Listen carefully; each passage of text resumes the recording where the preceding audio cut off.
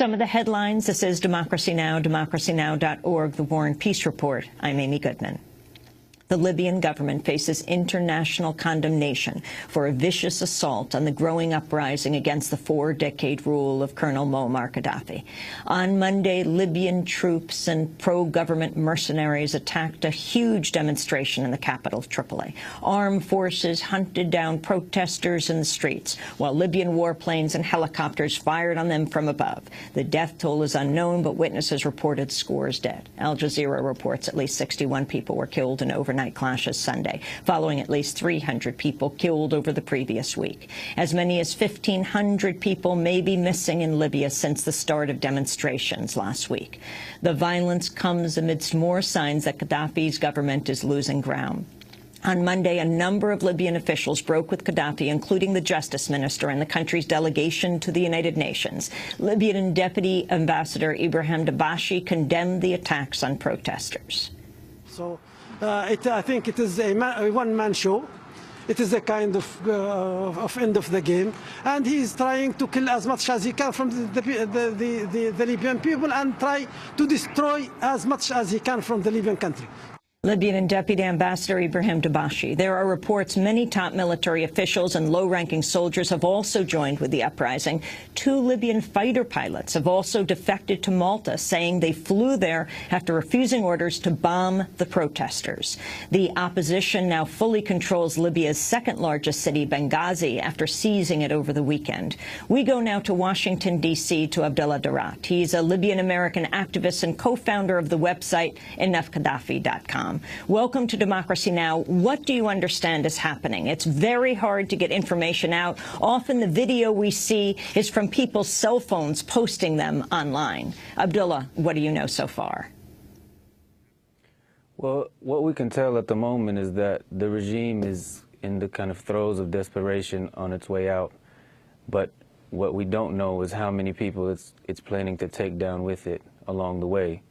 Unfortunately, over the last couple days, the violence has actually intensified in Tripoli as the regime attempts to use irrational violence with sporadic gunfire, gunships from helicopters, and other forms of terrorism to keep people off the streets. They recognize that if the population of Tripoli gets out into the streets and en masse collects in some of its central squares, that Tripoli will fall and the regime will be done. So what they have attempted to do is to scare people and to make sure that they do not leave their homes by intensifying the amount of mercenaries that are on the streets, by shooting almost at random throughout the neighborhoods in Tripoli, and also by spreading all types of misinformation. As you mentioned, Amy, at the moment it's very difficult to confirm reports of anything on the ground. All we can really rely on at the moment are eyewitness accounts. However, we saw even on Al Jazeera yesterday what appeared to be the regime calling into Al Jazeera channels and spreading misinformation about the use of bombs from aircraft in attempts to, what I believe, scare the population and deter them from entering the streets and really taking Tripoli, which, for the most part, as you mentioned, is really the regime's last stronghold. Abdulla Darrat, the information that mercenaries are being used, meaning that they have to supplement forces at home because they're not willing to fire on fellow Libyans. Is this correct? That appears to be the case. And what about the human rights? Go ahead. I mean, it appears to be the case that the mercenaries have been brought in as additional force. There are also a number of security battalions and other army forces that are also fighting with them. The army is not innocent of the violence, although there are certain interests and certain factions within the army that have laid down their arms.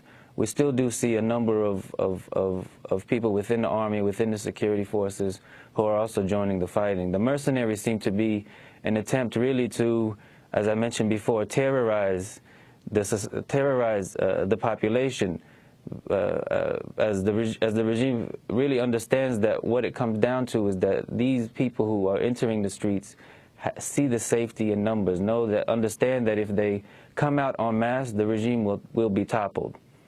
War crimes are being committed. What about the Human Rights Watch report? Well, the Human Rights Watch report, and they've issued several over the last couple of days, and will probably continue to issue more. We've seen as you mentioned, Amy, the use of mercenaries, and the mercenaries have been, for all intents and purposes, snipers for the most part. They've been positioned on top of roof buildings and have been systematically picking off protesters one at a time. A lot of the images and videos that we're seeing that are slowly trickling out of the country, as you know, that the internet service is slow and inconsistent. So we're not getting all of these images all at once. But what we are seeing is that those who have died in the recent violence have died often from gunshot wounds to the head, to the eye, to the ear. It's sharpshooting. Another kind of confirmed set of war crimes is that they've been using anti-aircraft weapons to shoot protesters. 50 caliber machine guns. There's a video that recently came out that shows the shells from this.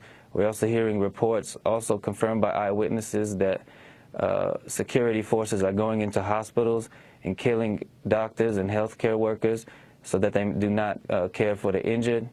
The violence is gruesome and staggering, and really justifies to the eyes of the international community why this regime must be stopped and why it must end. It really shows what over the last 40 years has become a country dominated by the megalomania of this one human being who cares more for himself and his power than he cares for anybody in Libya. He has an utter disrespect and complete almost, it's almost as if he despises the population, and that's been apparent in his utter disregard for their lives, their safety, their interests. What about what the U.S. And U.S. contractors can do? The news that General Dynamics signed a $165 million contract to arm the Libyan Armed Forces Elite 2nd Brigade 2 years ago, Halliburton, Shell, Raytheon, Dow Chemical. Do you think President Obama is doing enough? Well, it took them a few days, I think, to finally make a statement yesterday, and unfortunately, I think that they were possibly waiting to see if the regime could actually quell the uprising or not, and the same type of opportunism that we saw in Egypt and Tunisia, where the State Department and the White House appeared to only jump on the side of the protesters when they realize that the regime is on its way out. I think that's completely unfortunate. And beyond that, in Libya, what we have seen is almost an utter disregard for human life.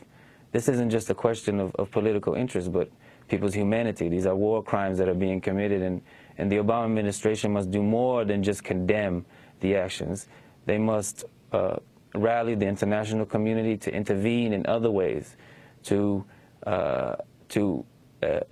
intervene possibly with peacekeepers, to allow medical equipment into the country, to perhaps create a no-fly zone over Libya so that more mercenary aircraft and other warships do not enter Libyan airspace.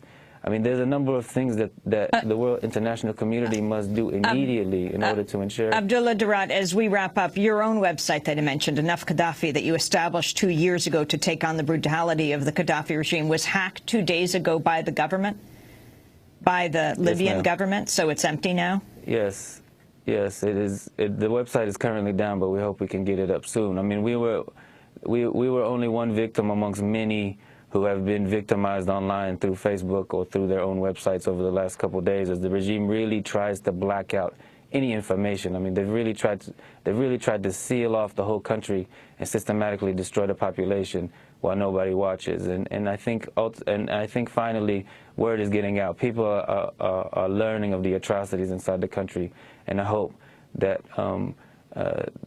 the senselessness of the violence will compel people to act against this regime and finally bring it down. Abdulla Darrat, I want to thank you for being with us. Libyan American activist, one of the co-founders of EnoughGaddafi.com, speaking to us from Washington, D.C. Al Jazeera reporting what we are witnessing today is unimaginable. Warplanes and helicopters are indiscriminately bombing one area after another. There are many, many dead.